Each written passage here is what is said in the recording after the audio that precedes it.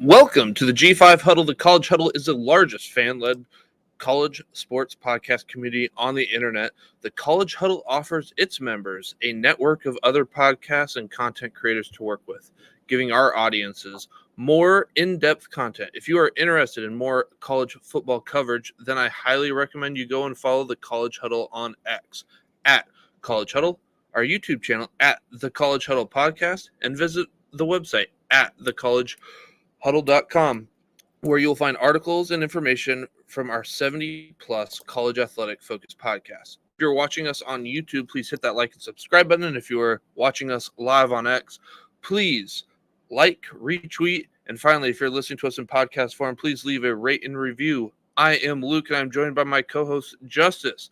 We are excited to be back and bring you the G5 college football content you love each and every week.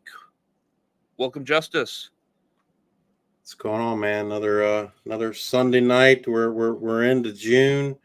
Not too much longer, and we'll be having college football live. So yeah, looking forward to it. I saw a tweet out there that was like only 21 more Saturdays until college football or something like that. We're less than 100 days away. We're gonna have guys at camp starting here before too long. I mean, college football is practically here. But did it ever really leave? No, I mean it's it's much like the NFL. It's grown into a year-round business with the transfer portal, spring practice, NIL, lawsuits. You name it. It seems like there's always some news surrounding the college football world on a daily basis. Absolutely. Well, why don't you get us started with a little bit of news and notes from around the G5? So we'll get into a few portal commitments. Those are kind of slowing down here as we move into June. It's kind of weird. Luke and I were talking earlier this week where we were under the impression, at least I was under the impression, that grad transfers, that when they come up with these new rules, that grad transfers had to follow the same protocol and window as a regular transfer. I think they were granted like one additional day to make that decision past the normal deadline, and it just seems like I don't know, we've heard 2 or 3 guys entering the transfer portal as grad transfers, and it just makes me wonder, like, well, is that really a rule or whatever? But nonetheless, it's kind of slowing down. But we do have some commitments coming into the G5. We have edge Terrell Dawkins going from South Carolina to North Texas. Dawkins, I believe, was originally at North Carolina State. He showed some promise there. He got injured his second year, ended up at South Carolina, didn't do too much there, and then he goes off to North Texas. And when we talked with Brett Vito over on our G5 Hive, and we talked with him about North Texas, the defensive line was one of the concern areas that he had for North Texas. And so Terrell Dawkins is certainly someone that can, help that defensive line in North Texas. They lost Mason Richards, probably their most productive defensive lineman, and Terrell Dawkins is I think, going to give them a big boost along that defensive line for the Mean Green.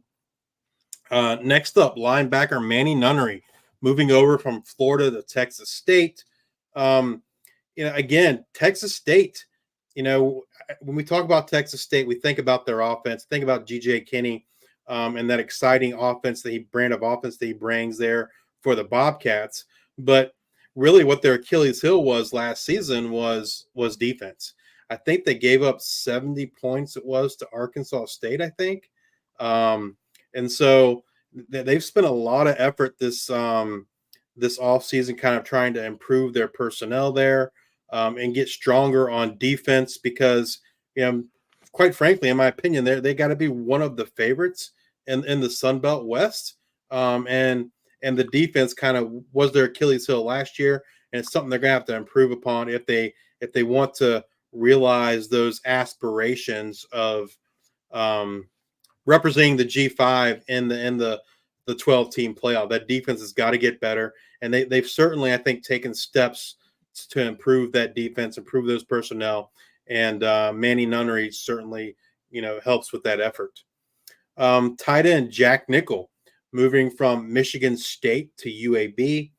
Michigan State brought in a new coaching staff, and so and they brought their tight end with them. Jack Belling come over from Oregon State, so it's kind of understandable why Mr. Nickel might be looking for a new place to play.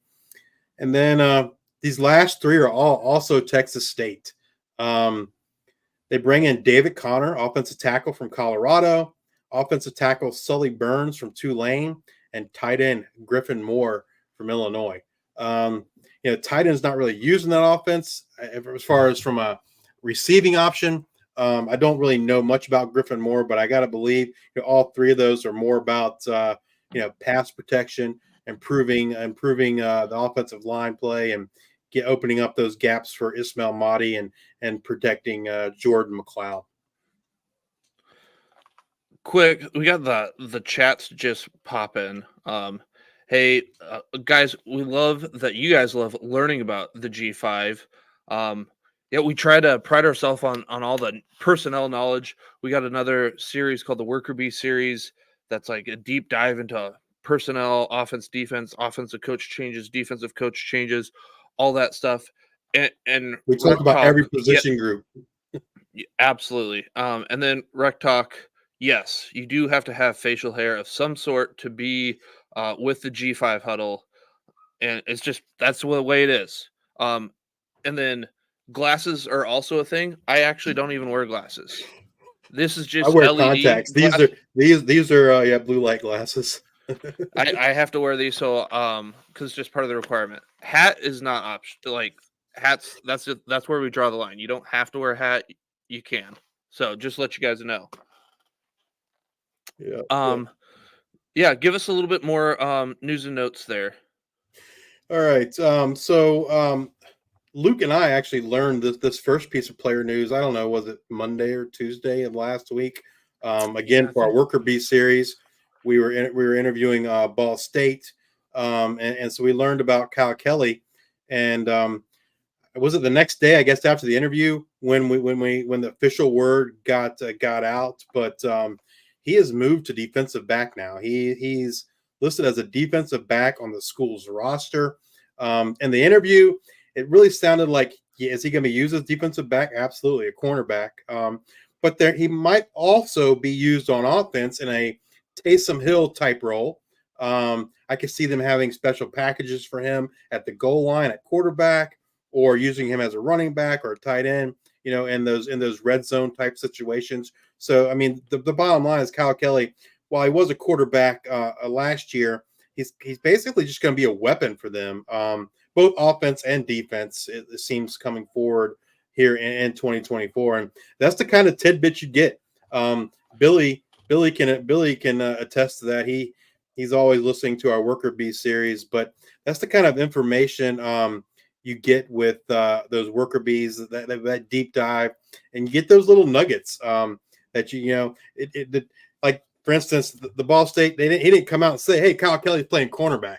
You had to read between the lines in terms of what was going on, but those are the kind of things that you can look forward to if you're interested in learning more about a specific G5 team. And it sounds like also that Kelly's on board. He went to the transfer portal, and they talked about, hey, they don't want to lose just this athletic guy, probably one of the most athletic guys in the MAC. We would like you to come back. It sounds like he had offers from other places to play quarterback, but he likes Ball State. Ball State wanted him back, but it was under the impression that you're mainly going to be on that defensive side of the ball, and everybody's on the same page. So that's good. Yeah, thanks for that, LFG. I mean, that was just our assumption that he's a run blocker, because Texas State doesn't really utilize the tight end in the passing game, and so again, like we said, they're beefing up that offensive line to make that run to win the Sun Belt East. Matt Sluka from Holy Cross, he committed to UNLV, and now he's officially at UNLV. He had some coursework that he had to finish at Holy Cross, so he was not there for spring practice. They also brought in Haji Malik Williams quarterback from Campbell. He kind of led the team in the spring. By all accounts, looked really good. But Matt Saluka is just, I don't know. He's like, he is an ultimate dual threat quarterback. He ran for, was it like 1,300, 1,400 yards last season, dude? Yeah, it was like 14, I think. I think it was 14. And then the year before that, it was like 1,200. Like, dude, mobiles all get out. Yeah. So, and he's going to be in that go-go offense. And it just, I don't know, Saluka seems like a great fit for that offense. Brings that dual threat ability. We saw some of that last season with Jaden Maeva, who's off to USC. So it'd be an interesting battle in the fall between Saluka and Haji Malik Williams. The person that we rely on for UNLV information, I think he put it at 55-45, with the 55% going to Saluka being the starter. I don't have any inside knowledge. Obviously, he does. So I'm going to trust him in that. I would, if I, just based on what my feeling, I would probably put it at like 60-40. But yeah, so this is definitely something to pay attention to see who's going to lead that go-go offense here coming in 2024. It definitely seems he's going to be given every opportunity to win that job. So, if he does not, come out there, there's a really good battle. Absolutely.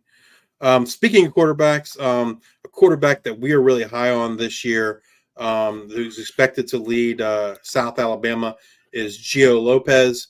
And it was announced that he will be attending the Manning Passing Academy here coming up soon. So, love to hear that.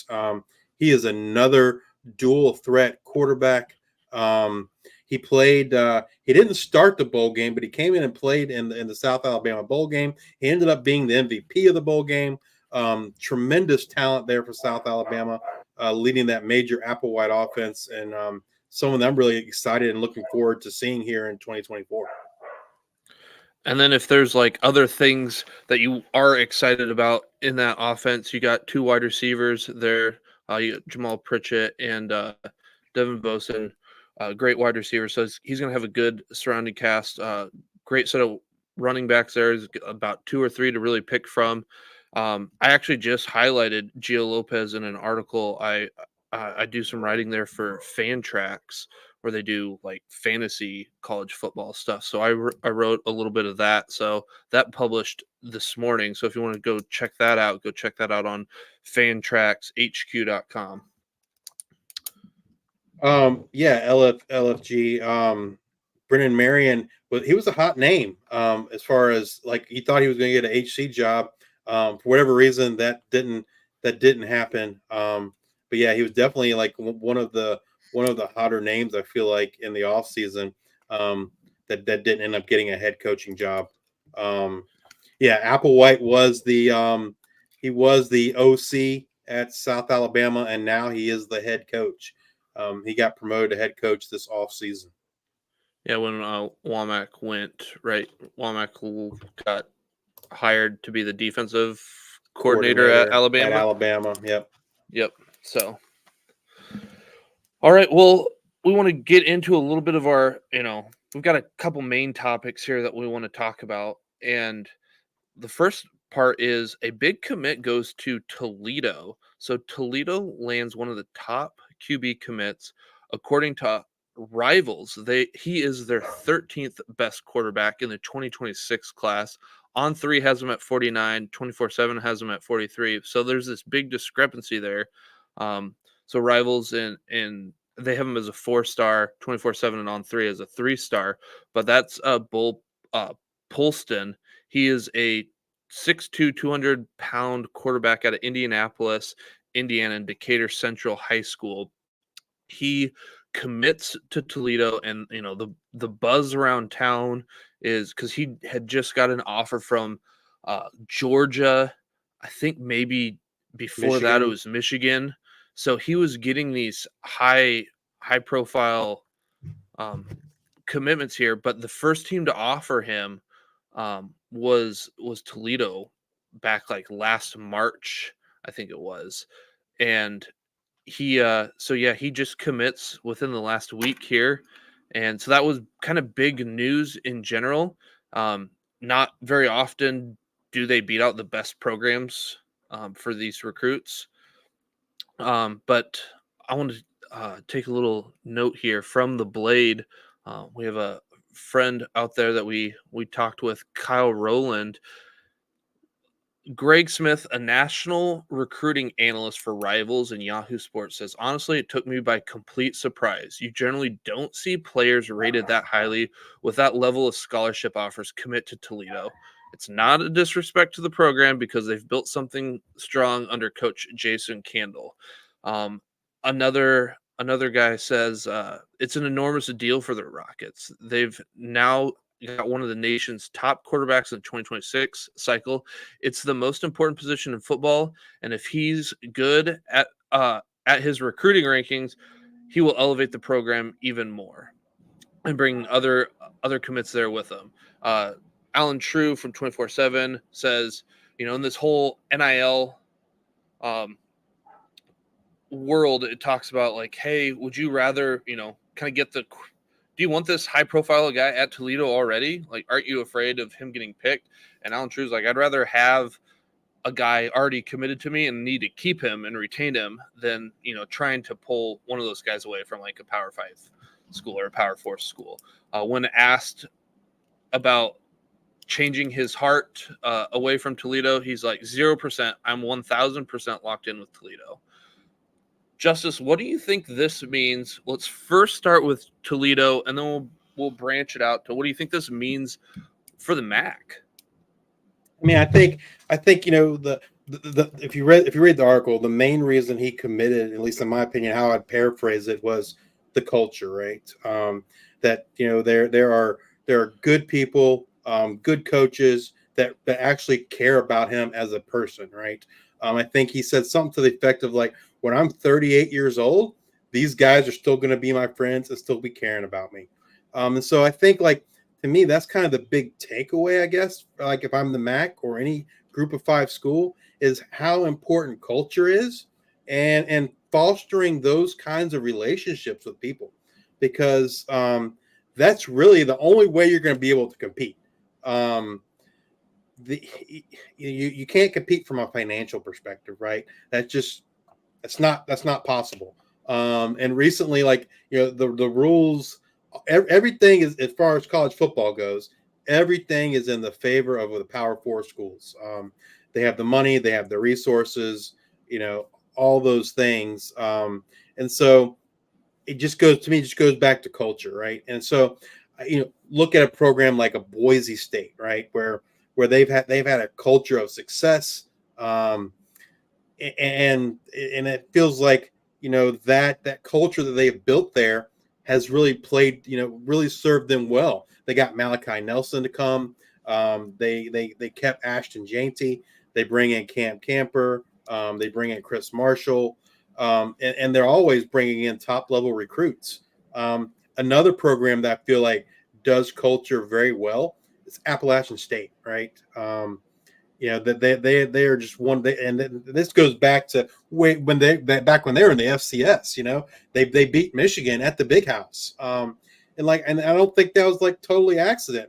Appalachian State is a great team. They have a great culture, and I think that these are the things that these other G5s need to kind of model themselves after, and try to do to be able to attract talent like Bo Polston.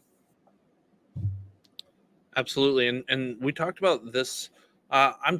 We talked so much football together, Justice. I'm forgetting if we talked about it here, if we talked about it on the G5 Hive, but like Toledo just recruits really well, and I can never count them out of the MAC championship because the talent that they're able to get is unparalleled in the MAC. I mean, you just had what's his name, the cornerback, go in the first round. Like, they're always Quinyon they Mitchell. always have Quinyon Mitchell. They always have talent there, and they're recruiting.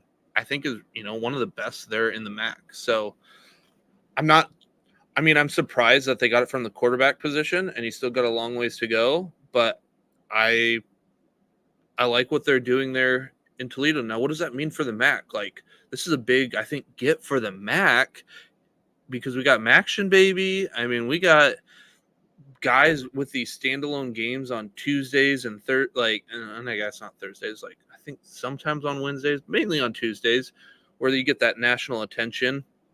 And I don't know, I think this is big for the MAC getting a quarterback of this caliber.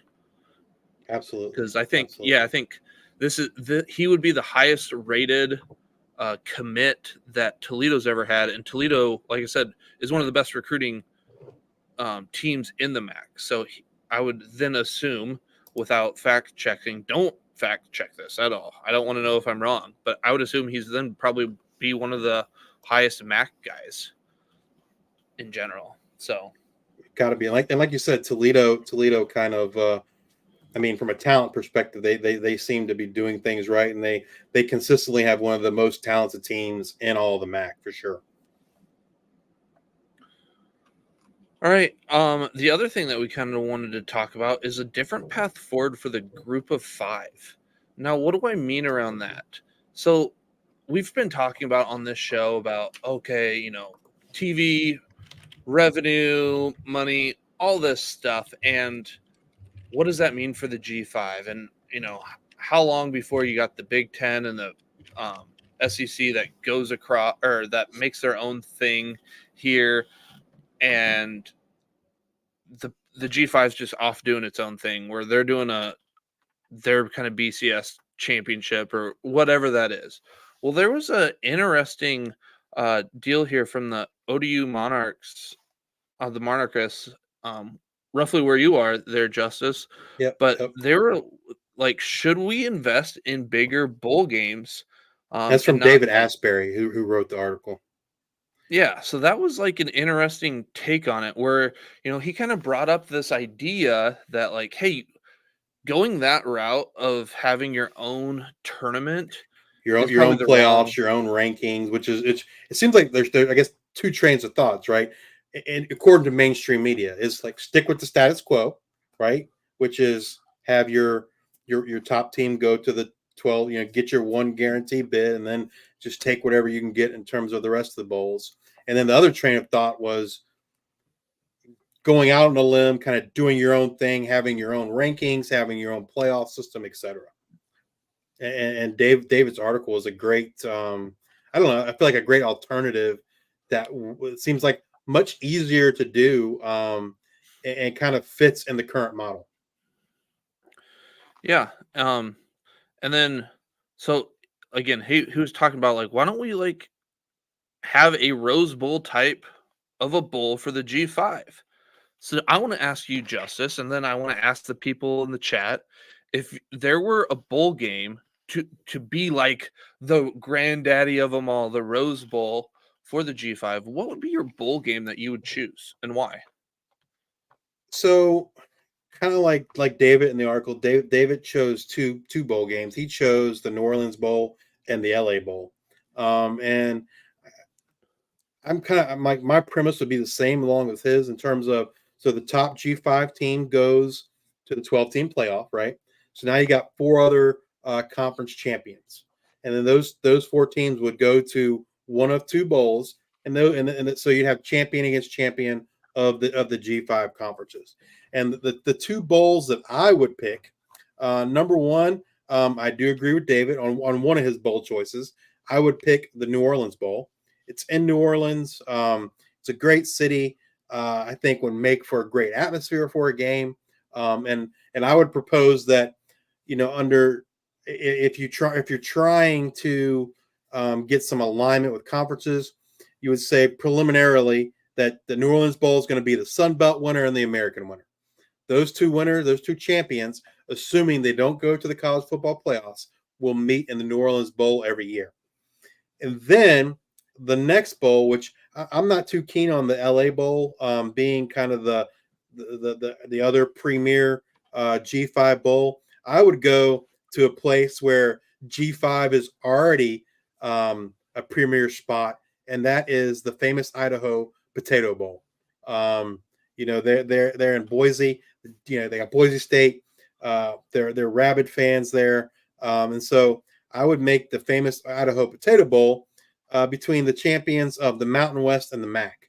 Assuming one of those teams did not make it to the automatic qualifier for the 12-team playoff. And then since Conference USA, I kind of separate them like East versus East and West versus West from a geographic standpoint. And Conference USA is very spread out. They go from East to West. And so I would use Conference USA kind of as I don't fill in is not the right word, but basically if Conference USA is not the team, if their champion is not the team to represent the G5 in the bowl, then Conference USA would go to either the New Orleans Bowl or the famous Idaho Potato Bowl and fill in for whichever team does make it to that 12-team playoff. So Chris, I hope that answers your question there that you have in the chat there. I think Justice, you covered that there. He asked how would that affect the 5th conference champion that'll be in the 12-team playoff. So I really like this 68 Ventures Bowl. I mean, you've got the NFL draft starts in Mobile, right? Well, let's start it even sooner and have our bowl game there. That is played right before Christmas time there in Mobile, Alabama. You can the road starts to Mobile, and you can start it like it's almost like this play on the draft, and it starts week 0 if there's a game, or week 1, and I think that would be interesting. That started the 68 Venture Bowl started in 1999. So it's been around for a little bit, but I think that would be fun. They obviously have some pretty good facilities there in Mobile, based on they have the whole what do they call it? The Reese's Senior Bowl there and whatnot. So that would be good. And I think I would pick it's like, do you want to go with the atmosphere of New Orleans, or the essence of the G5 in Boise? Or I mean, I don't think there's a bowl there, but you make one there for where App State plays. That's like a great atmosphere for like college football. It's just a little bit colder, probably. It absolutely is. I think the issue there is just getting to it right. It's not easy to get to Boone, North Carolina, and so that would kind of kill it for me. I don't agree that it's not a great atmosphere, because it absolutely is. It's one of the best in all of G5. But yeah, I think like you said, Boise, the Smurf turf. I think people always remember the Statue of Liberty and that great game against Oklahoma. Do you catch that and you go to Boise, or the atmosphere and the craziness that is New Orleans and go there? Either one I would be okay with, depending on what you're going for. But I would pick that 68 Ventures Bowl in there in Mobile, and then play on it, really get people jacked up for it. And almost like this idea, and that's gonna say it's a great idea by David with the Monarchists, but it's almost could give them an idea of kind of, I don't know, testing out a G5 playoff without really doing it. You know what I mean? Because you're matching champions against champions in 2 bowls, kind of at least kind of help you test the waters, see what kind of appetite's there, see what kind of publicity it generates, what kind of sponsorship, viewership, all these things before you make a decision to say, hey, we want to do our own thing. At least this gives you some more information to kind of make that decision with. And LFG says a Las Vegas based bowl game, and then one based in Florida, and then rotate. Let's see. Yeah, those are great locations as well, for sure. Yeah. Chris, great question. Is Oregon State and Washington State considered a group of 5 team now? You want the official answer? On who you ask. Well, yeah. I'll give you what I think is the official answer. Right? The official answer, I think, is yes, because the NCAA said, I don't know, we talked about this a couple of weeks ago, that Oregon State and Washington State are no longer an autonomous conference, right?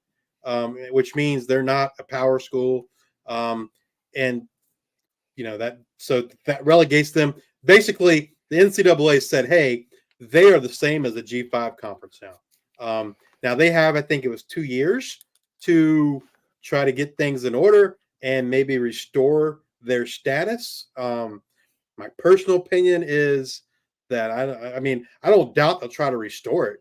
I just don't know that I just don't know that the NCAA is going to say, "Oh, great, you joined with the Mountain West." Yeah, but you're still not a P4 school.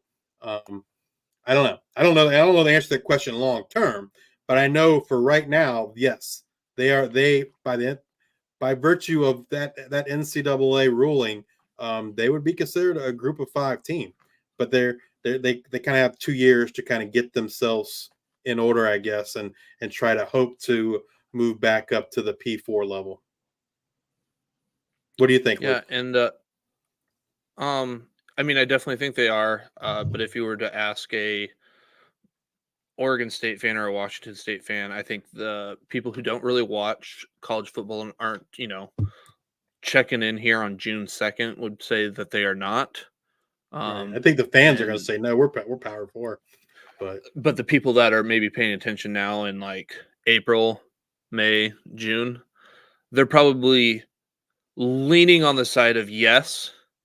But you're probably somewhere in that bell curve. You've probably got a very, very few that are like, yes, we are. You've got some that are like, no, and then you've got this like, yeah, we're somewhere in between. But um, for fantasy football perspective, they are considered a non, or they're considered a G5 team in a lot of that space. So um, there was a comment earlier. I can't scroll, but I thought saw I something can't. about JMU. I Yeah, thought I yeah. saw I was something going about to talk JMU. about that in a little bit, but Yeah, yeah. Let's talk about that um, now. let me see if I can find the comment. It was from Billy. He was. Let's see. I think it was talking about like Here we go. Here we Chesney go. coming in. Yeah, he was curious to see if Chesney can keep JMU rolling, and so um, that's a great question. We actually have an episode with Shane talking about JMU, where he is the JMU beat reporter. We interviewed him, I guess 2 Fridays ago it was, and Something like that. that episode will release this coming week on the G5 High Worker Bee series. So if you're interested, Billy, in hearing more about JMU and doing a deep dive on JMU along with Chesney and that new offense and defense there that he's bringing with him over from Holy Cross. Definitely tune in to that episode. It'll be live this coming Friday at 8 a.m. Eastern on YouTube, Apple Podcasts, and Spotify. Yeah. The thing I love most about that coaching staff is they really cut their teeth in like the D3 D2 level, so they're pretty comfortable with working with whatever they have. Usually, you see a lot of coaches come in and say, "This is what I'm doing. We're running a 3-4 defense. I don't care that we were a 4-3 before, and we're gonna just shove this square peg in this round hole, and we're gonna make it work." And when you come into a new school, like you don't have if you're going to a 3-4 defense, like you don't have those big guys plugging up gaps. Like, so it just kind of depends on how that goes. But it sounds like, cutting his teeth there. It's like, hey, we don't really get our choice of like, hey, we want this guy or not at a D3 and D2 level. Like, you sometimes just make do with what you got. And it sounds like he's super flexible at that. So I'm really, positive on what JMU can do there. So yeah, I'm excited to see if JMU can keep it rolling as well. The But one go thing ahead. we dive deeper on this on that on the interview with JMU, but just one example of that is the offense, right? Because Holy Cross, we talked about Matt Sluka earlier. They were a heavy running offense with a mobile quarterback, right? Obviously, Saluka, ran for 1,400 yards, 1,200 yards, and so the natural inclination is like, what's that JMU is going to do the same thing. I think between that interview with Shane, we talked to the JMU sound off guys earlier, maybe 2 months ago at this point on the G5 Huddle, and it was very clear that hey, they're going to mold this offense to the personnel, and that's Obviously, like they bring in Dylan Morris as quarterback from Washington, and Dylan Morris is not a dual threat quarterback.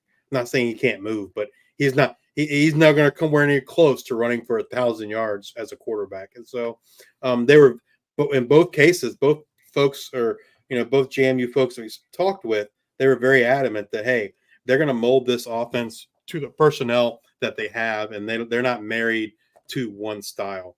But yeah, JMU, they've developed a great culture there. They've really hit on their hires in the past, and so it'll be interesting to see if they can continue with that momentum with Bob Chesney. Well, Justice, you got anything else for us tonight? No. Yeah, here we go. Here's Christopher. Yeah, we agree with you. We're both big Sluka fans, and think he's gonna make that go offense go even more. So we're really excited to kind of see what he can do there at UNLV. All right. Well, that's going to do it for us tonight here on the G5 Huddle. If you are looking for more G5 college football content, please check out the lineup of teams over at the College Huddle. They have articles, podcasts, YouTube shows, etc. Anything that you need, there is plenty of content for the G5 college football fans. And after that, all that, if you're still wanting more G5 college football content, we encourage you to check out our other G5 college football podcast, the G5 Hive. So add G5 Hive on X as well as on YouTube. We're currently producing our Worker Bee series where we deep dive into the landscape of G5 college football teams with the folks that know the teams the best. We interview beat reporters, super fans, school podcasts, and even student reporters to get all the skinny on the G5 teams they cover. Several episodes are available now on the G5 Hive YouTube channel and in podcast form on Apple Podcasts and Spotify. This past week, we released episodes covering the Akron Zips, the Charlotte 49ers, and the Navy Midshipmen. Coming up this week, we have the Arkansas State Red Wolves, the Tulsa Golden Hurricanes, and as we mentioned before, the JMU Dukes. If you're watching us on YouTube, please hit that like and subscribe button. And if you are listening to us in podcast form, please leave a rate and review. With that, we wish that all your field goals be right down the middle and that your favorite team always gets the W. Until the next time, we are the G5 Huddle, and thank you for your support.